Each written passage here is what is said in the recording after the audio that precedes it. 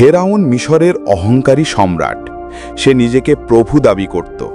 তার প্রাসাদ ছিল বিলাসিতা ও ক্ষমতার প্রতীক। চারপাশে দাস দাসী, সৈন্য, ধনরত্ন সবই ছিল।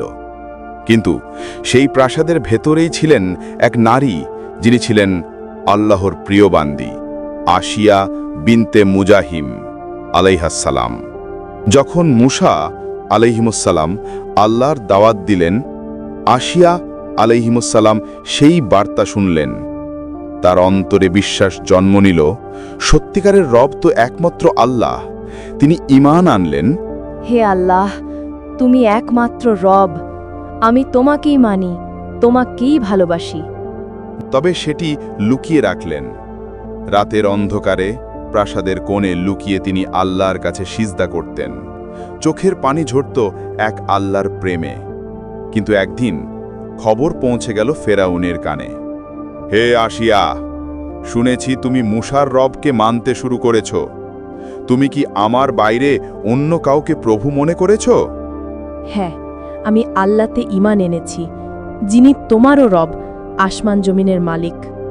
তাহলে তোমার পরিণতি হবে মৃত্যু। ফেরাউন সৈন্যদের নির্দেশ দিল। আসিয়াকে দড়ি দিয়ে বেঁধে খোলা প্রান্তরে নিয়ে যাওয়া হলো। প্রচণ্ড রৌদ্রের নিচে তাকে মাটিতে শুইয়ে রাখা হলো। মাথার উপরে রাখা হলো ভারী পাথর। তুমি এখনো কি আল্লাহকে ডাকবে?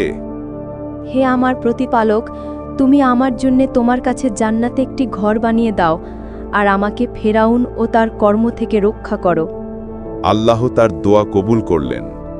সেই যন্ত্রণার মাঝেই আসিয়ার চোখের সামনে উন্মোচিত হলো জান্নাতের নূর। তিনি দেখলেন এক সুন্দর প্রাসাদ, যেখানে দুঃখ নেই, যন্ত্রণা নেই, শুধু শান্তি ও আনন্দ। তার মুখে ফুটে উঠল প্রশান্ত হাসি।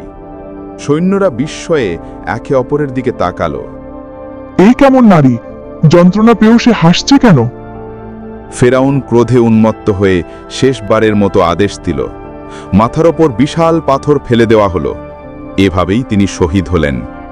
আসিয়া আলাইহাসসালাম প্রমাণ করলেন, আল্লাহর প্রেম ও ঈমানের শক্তি দুনিয়ার সব নির্যাতনের চেয়েও বড়।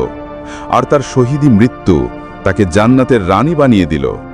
হে মাওলা, তোমার এই মহত বান্দা যিনি এই সম্পূর্ণ ভিডিও দেখলো, তার মন নরম করে দাও, যেন ভিডিওতে লাইক, কমেন্ট ও চ্যানেলটি সাবস্ক্রাইব করে দেয়, এবং তার সকল গুনাহ মাফ করে দাও।